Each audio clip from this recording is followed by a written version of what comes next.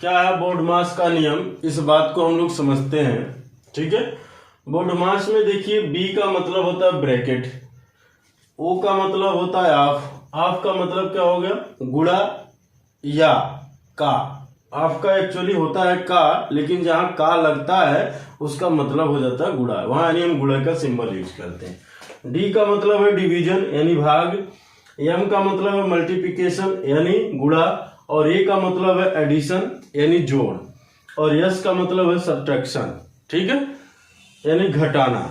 अब बात ये आती है, अब यहाँ हमने ब्रैकेट का टाइप्स लिख रखा है। ब्रैकेट 4 प्रकार के होते हैं। एक होता है रेखा कोष्टक, दूसरा होता है छोटा कोष्टक, तीसरा होता है मझला कोष्टक, और चौथा होता है बड़ा कोष्टक। कौन कैसा होता है ये बात हम बता देते हैं। यानी ये कैसे, अगर अंकों के ऊपर ऐसे लाइन खींचा गया है तो उसका मतलब क्या होता है, रेखा कोष्टक है। एक ऐसे छोटा सा खींच दिया जाता है तो उसका मतलब होता है बार, दोनों में अंतर है। ठीक है, अब बात यहाँ आती है कि छोटा कोष्टक। छोटा कोष्टक का सिंबल ऐसे होता है, ठीक है, यानी राउंड ब्रैकेट। ठीक है, एक होता है मझला ब्रैकेट करली, यानी इसका सिंबल ऐसे होता है। ठीक है, ये इस तरह से होता है यानी करली ब्रैकेट। ठीक है, ये जो होता है बड़ा ब्रैकेट, इसका सिंबल ऐसे होता है बॉक्स ब्रैकेट, इसको बॉक्स ब्रैकेट भी कहा जाता है। ठीक है, यानी ये इनके सिंबल हैं। अब बात आप समझ गए हैं, इसका मतलब क्या क्या है। इसका सीधे सीधे अगर हम लोग सिंपल भाषा में रूल पढ़े तो हम कहते हैं का को पहले काटिए ता पीछे दो भाग, गुणा करो धन जोड़ दो, ऋण को दियो घटाए। यानी सीधी सीधी बात ये होती है कि बोर्ड मास में ये रूल होता है।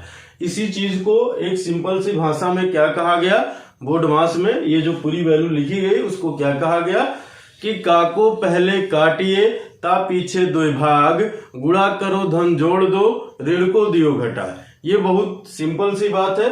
ठीक है, और हम उम्मीद करते हैं, यानी हमारे कहने का मतलब है कि जब भी हम सॉल्व करेंगे और ये सारी चीजें उसमें यूज की गई हैं तो सबसे पहले आप का को सॉल्व करेंगे। वही इसीलिए कहा गया का को पहले काटिए ता पीछे दो भाग, यानी हमने का को पहले सॉल्व किया फिर भाग देंगे। ठीक है, दो शब्द हमने समझा दिया कि का को पहले काटिए ता पीछे दो भाग, गुणा करो यानी फिर गुणा करेंगे, गुणा करो धन जोड़ दो यानी जो प्लस है उसको हम जोड़ देंगे, ऋण को दियो घटा यानी लास्ट में हम घटाने का कार्य करेंगे। ठीक है, क्लियर है। अब जहां ब्रैकेट की बात आती है तो ब्रैकेट में सबसे पहले हम ये जो रेखा कोष्टक है उसको सॉल्व करते हैं, फिर छोटे वाले कोष्टक को, फिर मझले वाले कोष्टक में, लास्ट में बड़े वाले कोष्टक को हटाते हैं। इस तरह से करके इसको सॉल्व किया जाता है। क्लियर है, बात समझ में आ गई। एक बार मैं आपको फिर बता देता हूं कि इसका हमने क्या आपको रूल बताया सिंपल सी भाषा में कि का को पहले काटिए ता पीछे दो भाग, गुणा करो धन जोड़ दो, ऋण को दियो घटाए। ठीक है।